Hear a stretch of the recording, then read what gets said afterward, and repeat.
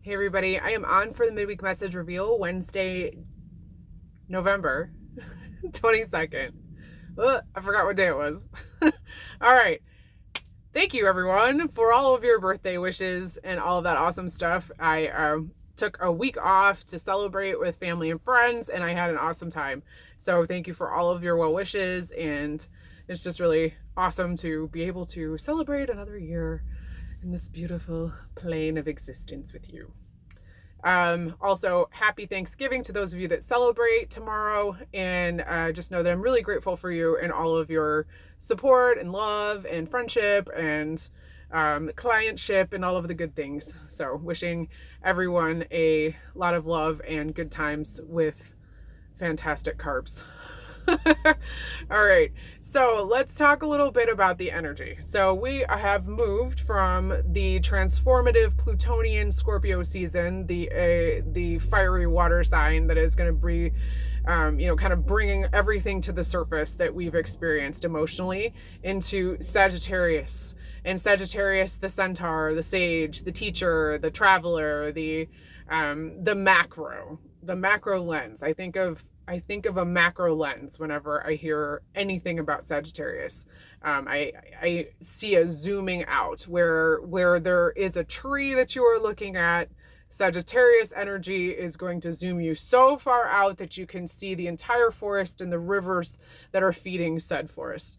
And it is just a expansive worldview and a great perspective to have when we've been so deep in the minutia and the details. That is the Scorpionic energy.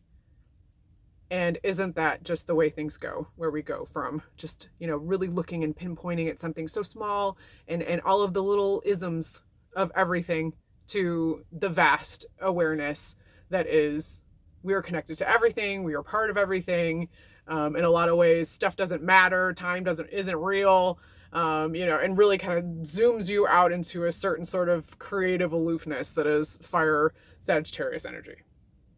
Okay, so that's on deck here as we begin. Now, moving into Friday is when we have Mars moving into Sagittarius, and that's going to be highlighting a little bit more on our goals and what it is that we're looking to achieve.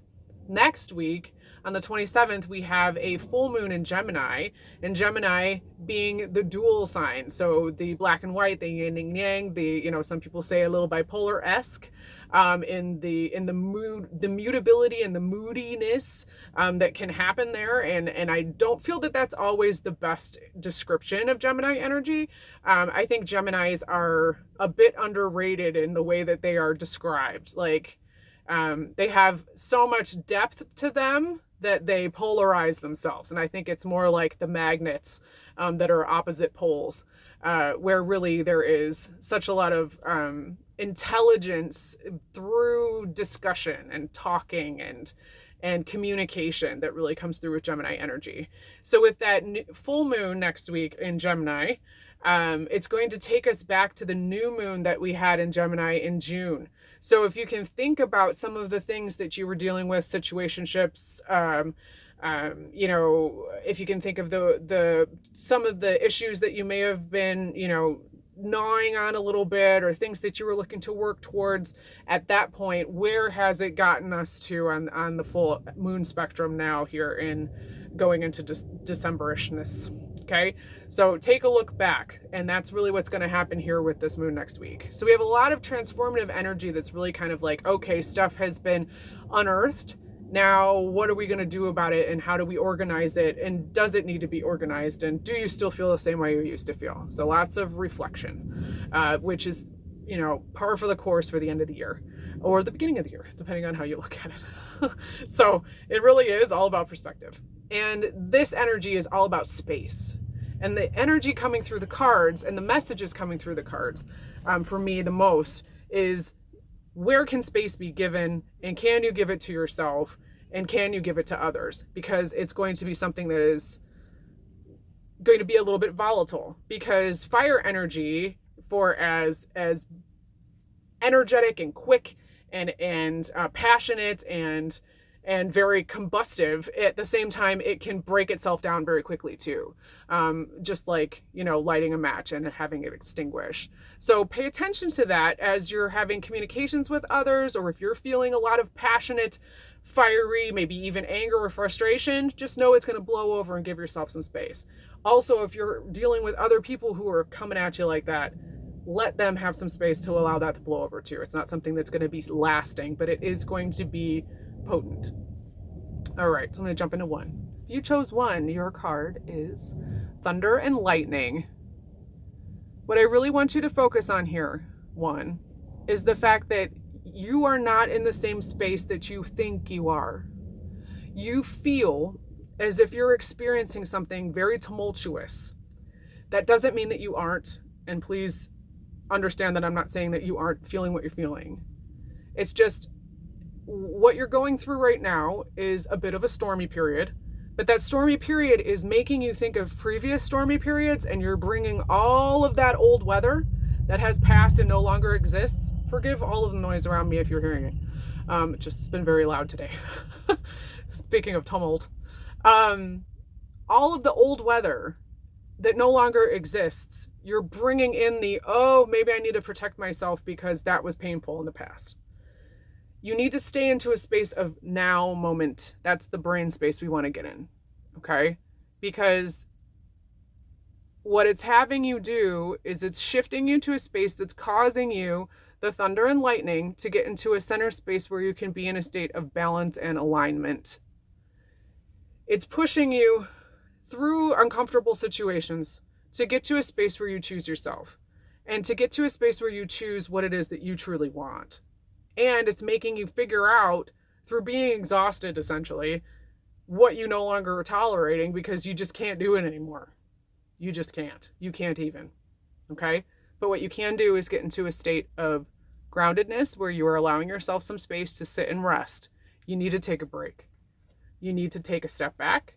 You need to give yourself some space about this. This is a specific topic for a couple people, and for others, it's a general vibe of, no, I can't anymore.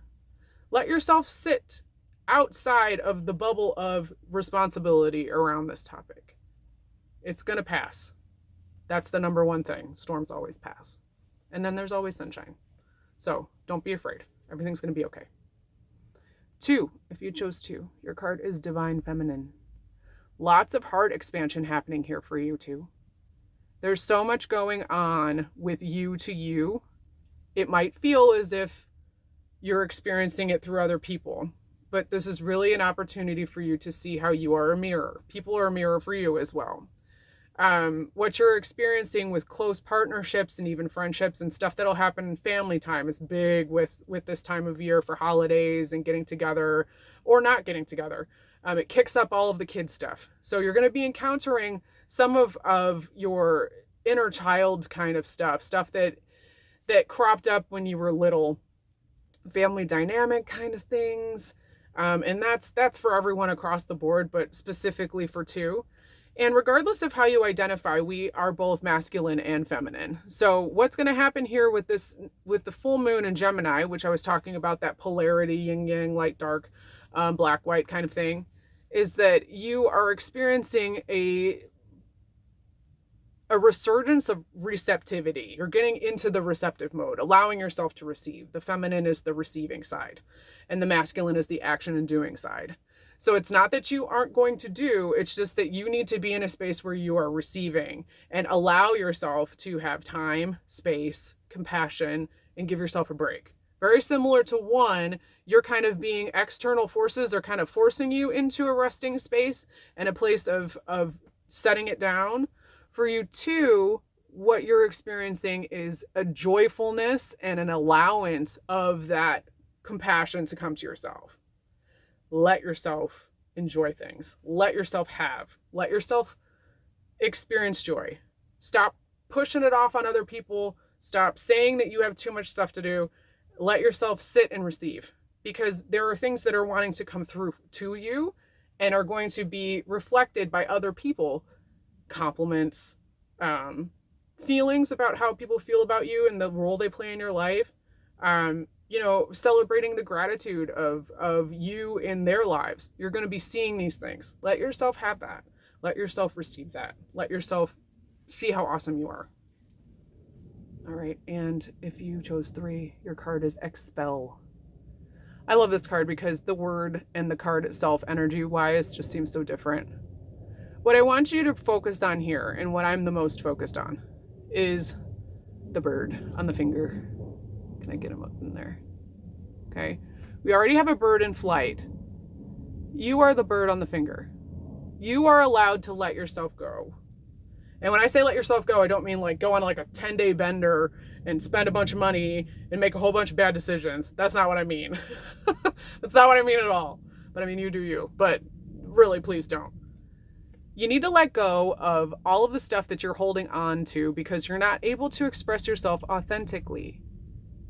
You get to fly away, little birdie, and do all the cool stuff that you want to do. And if you notice, this is where, if we look at the rainbow as the chakras, you know, we're looking at the root, you know, the solar, the heart, the throat, and the crown, and the intuition of the third eye.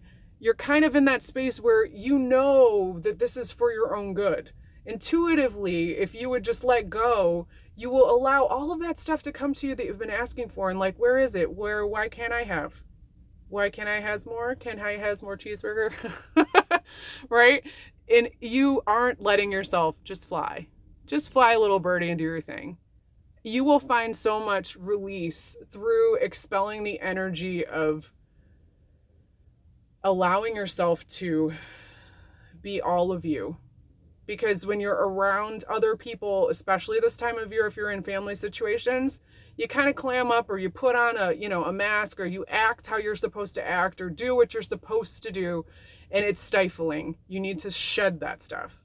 You can put your boundaries up, you can speak for yourself, and you can allow yourself and your intuition to guide you, because you're not going to go somewhere that is going to be wrong. You're not going to offend anyone. You're actually going to be choosing yourself and allowing yourself the space to be and act and do whatever it is you want to do, because this is your life. You get to live it however you want to, and you don't have to explain it to anyone. But you do need to do something and actually jump off this finger and be more like this guy over here, who's flying in the knowing of the solar plexus and knows exactly who they are and is standing in that trust. You can't fall.